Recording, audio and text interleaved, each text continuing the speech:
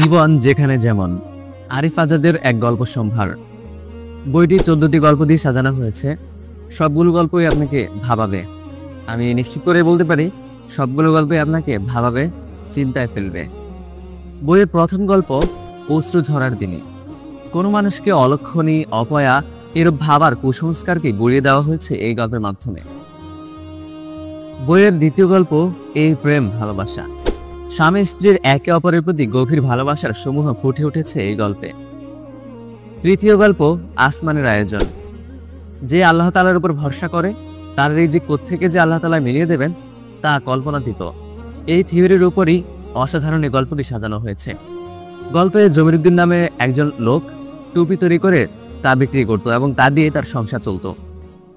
তার একটা স্বপ্ন ছিল তিনি একটা মসজিদ তৈরি করবেন এবং তিনি তা করলেনও। মসজিদ তৈরি করার সময় অনেকে তাকে ভয় দেখিয়েছে রিজিকের। তখন তিনি বলেছেন যে আল্লাহ তাআলার উপর ভরসা করে তার রিজিক কোত্থেকে যে আল্লাহ তাআলা মিলিয়ে দেবেন তা আমরা কল্পনাও করতে পারবো না। এবং হলো তাই। দেখা গেল তার মৃত্যুর পর সেই মসজিদকে কেন্দ্র করেই একটা বড় শহর গড়ে উঠেছে এবং তাদের ব্যবসাও, টুপির ব্যবসাও অনেক বড় হয়েছে এবং তা দিয়ে তার পরবর্তী প্রজন্ম অনায়াসেই তাদের জীবন পার করছে। যাই হোক, আমরা পরবর্তী গল্পে যাই। পরবর্তী গল্পের নাম হচ্ছে চাওয়া না চাওয়া। কন্যা সন্তান আল্লাহ তাআলার পক্ষ থেকে নিয়ামত। এই গল্প পড়লে আপনার সেই উপলব্ধি হবে দৃঢ়ভাবে ইনশাআল্লাহ। পঞ্চম গল্প এক বৃষ্টি ভেজা সন্ধ্যা। কাউকে দূর থেকে সাহায্য করার চাইতে তাকে নিজের অধিকারে এনে তার প্রাপ্য অধিকার বুঝিয়ে দেওয়া অনেক উত্তম। এই গল্পে সে শিক্ষায় ফুটে উঠেছে। ষষ্ঠ গল্প জীবনের রকম ফের। একটা সংসারে স্বামী অনেক কাজ করে তা ঠিক, কিন্তু তাই বলে যে স্ত্রী কোনো কাজই করে না তেমনটা কিন্তু নয়। দুনিয়ার মতো বড় একটা বোঝা তার কাঁধের উপর থাকে। এই গল্প সেটাই আপনাকে চোখে আঙ্গুল দিয়ে দেখিয়ে দেবে। হিজল বনের গান পরের গল্প। যাদের মা নেই এই গল্পটি তাদের মায়ের কথা স্মরণ করিয়ে দেবে। বিশ্বাস বইয়ের অষ্টম গল্প। কারো উপর অন্ধবিশ্বাসের কুসংস্কার গুড়িয়ে দেবে এই গল্প। সুখ বইয়ের নবম গল্প। অশ্লীলতায় সুখ নেই, আধিপত্যও নেই সুখ। তাহলে সুখ কোথায় তা জানতে আপনাকে পড়তে হবে এই বইটি এবং এই গল্পটি। বইয়ের 10 নম্বর গল্প বোধ। আমরা মাঝে মাঝে আমাদের মায়েদের অবদান ভুলে যাই। এই গল্প আপনাকে পুনরায় ভাবতে শেখাবে। আপনি যেই মাকে প্রতিদিন দেখেন সেই মাকে অন্যভাবে দেখতে শেখাবে। আশা করছি গল্পটি পড়ে আপনি আবেগ আপ্লুত হয়ে পড়বেন ইনশাআল্লাহ। বইয়ের পরবর্তী গল্প বাবাদের গল্প।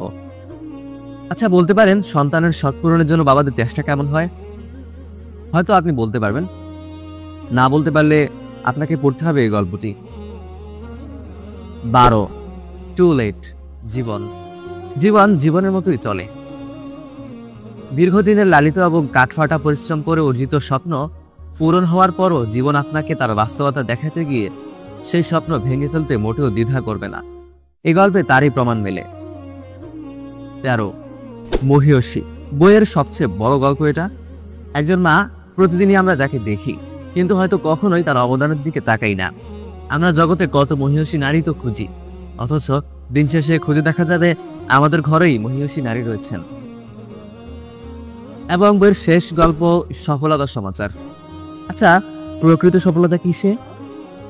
দুনিয়ার চাকচিক্যময় কাগজ কলমের লেখায় নাকি অন্য কিছুতে? এই গল্পের মাধ্যমে তাই জানতে পারবেন। এই ছিল আমাদের বইয়ের 14টি গল্প। আমার কাছে চমৎকার লেগেছে সবগুলো গল্পই, এক কথায় অসাধারণ। সাধারণত আমি বইয়ের শুরু থেকে একেবারে শেষ পর্যন্ত সিরিয়ালে পড়ে থাকি, কিন্তু এই বইটা ছিল তার ব্যতিক্রম।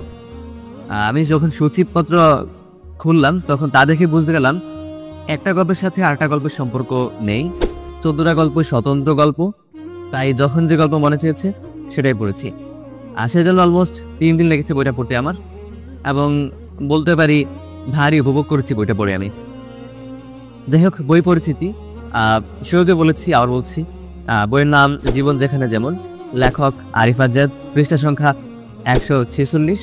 প্রচ্ছদ মূল্য 300 টাকা এবং বইটা প্রকাশ করেছে সমকালীন প্রকাশন। তো এই ছিল আমাদের আজকের আয়োজন। আশা করছি আপনাদের ভালো লেগেছে। আমি তেমন উল্লেখযোগ্য কোনো আলোচনা করিনি, জাস্ট বইয়ের যে 14টা গল্প ছিল সেগুলোর সারাংশ তুলে ধরার চেষ্টা করছি এবং চেষ্টা করছি আপনাদের আগ্রহ বাড়ানোর, যাতে আপনারা বইটা কেনেন এবং পড়েন। আশা করছি আপনাদের আগ্রহ বেড়েছে এবং কেনার আগ্রহ জেগেছে, পড়ার আগ্রহ জেগেছে। তো আজ এই পর্যন্তই, ভালো থাকবেন, দেখা হবে অন্য কোনো ভিডিওতে। মা আসসালাম।